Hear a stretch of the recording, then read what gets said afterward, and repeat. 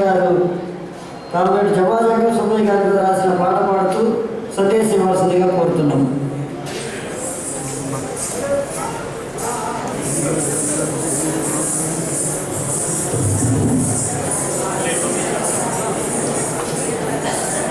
ప్రేమైన ప్రజలారా, వెంకట సుబ్బయ్య గారితో నాకు చాలా కీలక పరిచయం.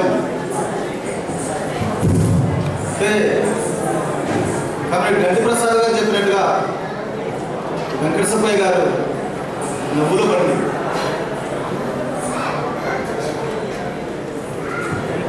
ఆయన ఒకసారి ఈ స్వాతంత్రం, ఈ దేశ పరిస్థితుల గురించి చెప్తూ, కొల్లాయి కట్టిన గాంధీ కళ్ళ చెప్పినా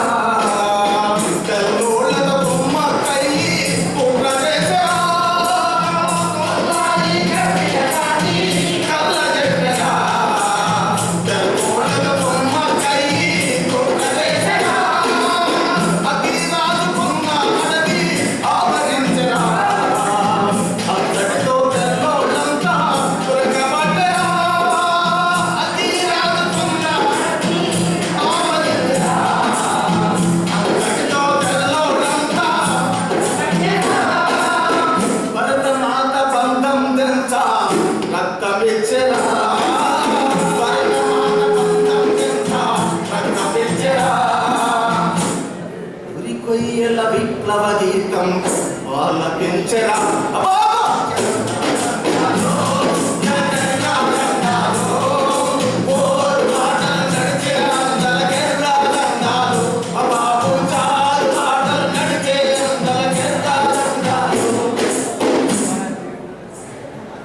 చాలుబాటులో పయనించిన పోయన్న నిజంగా ఆ వయసులో సహజంగా ఎంతో మందిని చూస్తుంటాం. ఎందుకు ఈ గొడవలు, ఎందుకు ఈ పోరాటం, ఎందుకు ఈ ఆరాటం అని చెప్పేసి అని పిల్లలను దండిస్తూ ఇటు కథలు లేకుండా చేసే పరిస్థితులు ఉంది. అటువంటి పరిస్థితుల్లో కూడా నవ యువకుల్లాగా ప్రజలను ఉత్తేజపడుతూ అతను కనుసన్నలో ఏదైనా చిన్న మిస్టేక్ జరిగినా కూడా, చిన్న తప్పు జరిగినా కూడా దాన్ని సరిదిద్దే వరకు నిద్రపోదు. ఎందుకంటే ప్రజాకళ మండలిగా మేము ఒక రోజున ఒక కార్యక్రమంలో ఒక యూనిఫామ్ వేసి ఇలాగే డ్రెస్సులు వేసి నేనే పాట పాడుతున్నాను. అయితే దాంట్లో 2 మిస్టేకులు జరిగినాయి. అదేంటంటే నేను ఒక కోపు తలగట్టు చుట్టాను. స్టేజీ దిగినాక మనం అట్లా తలగొడలు చుట్టాం, అటువంటి గొడవలు చుట్టబాబు అని చెప్పేసి అన్నారు. అదేవిధంగా పాటలో నేడు పోరాడే బిడ్డలే పీపుల్స్ వారు ముందు బిడ్డలు అని చెప్పేసి అనే పదాలు ఉండేవి.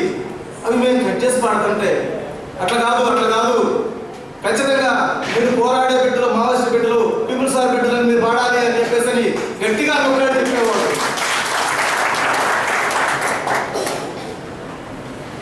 అంత నిష్ఠగల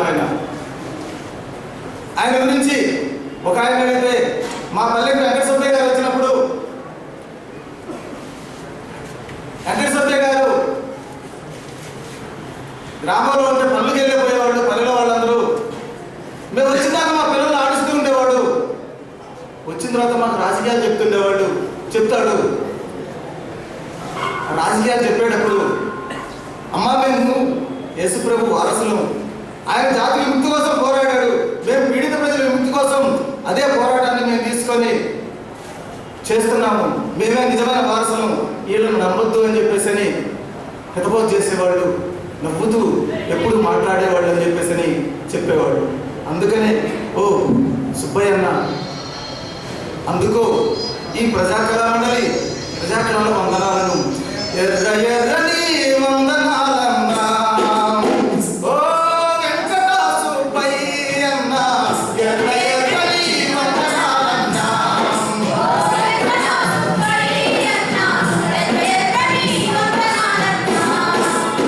మా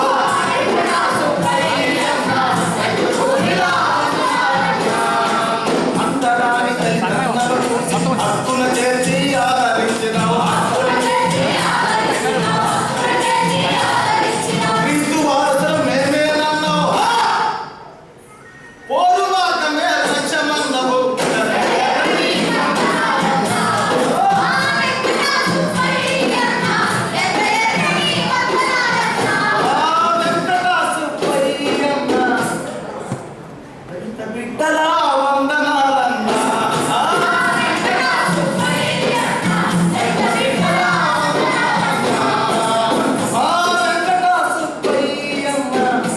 ప్రజా కళల వందనాలన్న